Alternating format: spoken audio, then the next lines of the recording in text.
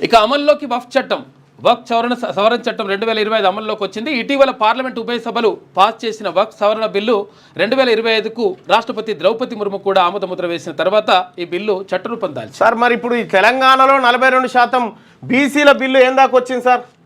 తెలంగాణలో 42% బీసీల బిల్లు ఏది ఇస్తామని చెప్పి గవర్నర్ దగ్గరకు పంపిరు కదా, మరి గవర్నర్ దగ్గరకు పంపినటువంటిది బిల్లు ఏమైంది? ఇప్పటివరకు ఏం రాకపోయా? దానికి సై లేదు సూయి లేదు, ఇడిచిపెట్టిరా. చూడు ఆ రోజు ఈ పోలవరం ముంపు పరిస్థితిని క్యూ న్యూస్ చూడు మొత్తం ఇవన్నీ మునిగిపోయినాయి. ఉండడానికి తట్టుకోవడానికి పరిస్థితులు ఇక్కడ ప్రాతినిధ్యం వహిస్తున్నారు. అప్పుడు మా టీం అంతా పోయి స్థానిక ఎమ్మెల్యే గారు బురదల దిగుకుంటూనే వెళ్ళాలి. వర్షాలు ఇంటింటికి పోయి వాళ్ళకి మేమే ఆ రోజు సరుకులు నిత్యావసర సరుకులు మా క్యూ న్యూస్ తరఫున తిన్మార్ మల్లన్న టీం తరఫున మా వాళ్ళందరూ పోయి లేకపోతే ఇది అసలు ఈ కాలనీ అని చెప్పాలా లేకపోతే చెరువు అని చెప్పాలా అని చెప్పి ఇక్కడ ఉన్నటువంటి పరిస్థితి సిగ్గుపడతా ఉన్నాం ఇవ్వాలని చెప్పి కాలనీ చూస్తే అసలు ఇక్కడ ఒక్కసారి విజువల్ చూసేటటువంటి ప్రయత్నం చేయండి ప్రజలారా.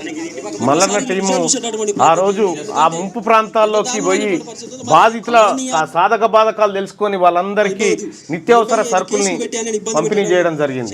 ఈ రాష్ట్ర ప్రభుత్వం తెలంగాణ రాష్ట్రంలో ఎస్సీ ఎస్టీ మైనారిటీ వర్గాలకు చెందినటువంటి పేద ప్రజలు ఇబ్బంది పడుతూ శ్మశానం లాంటి చాలా ఘోరాతి ఘోరంగా ఆ ముంపు కనుక జరిగితే ఇంకా చాలా పరిస్థితులు దారుణంగా ఉండేటువంటి పరిస్థితి ఉంది. పోలవరం పూర్తయితే చాలా పెద్ద ప్రమాదం. ఇది ఈ తెలంగాణ రాష్ట్ర ప్రభుత్వం గమనించాలి.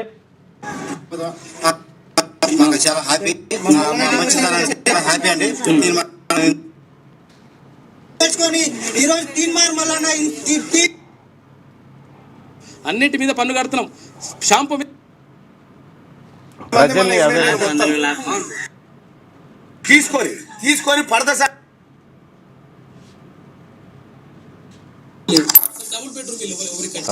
మొత్తం మునిగిపోయినటువంటి ముంపు. ఆ రోజు సుదర్శన రిపోర్టింగ్ చేసిండు దగ్గరుండి జరిగినటువంటి ప్రాంతాలు మేమందరం కూడా పోవడం జరిగింది. ఒక్కసారి గోదావరి బ్యాక్ వాటర్తో ముంపు జరిగితే అనేకమైనటువంటి నష్టం తెలంగాణ చెవి చూడక తప్పదు. ఈ రాష్ట్ర ప్రభుత్వం ఇప్పుడు వెలుగు దినపత్రిక ఏదైతే మొత్తుకుంటుందో అది కరెక్టు. ఇంకొక 4 రోజులు అయితే ఇది కట్టిన తర్వాత దాని ప్రభావం తెలంగాణ మీద ఖచ్చితంగా ఉంటది. ఊర్ల కూర్లు మండలాలు మండలే కథమైతాయి.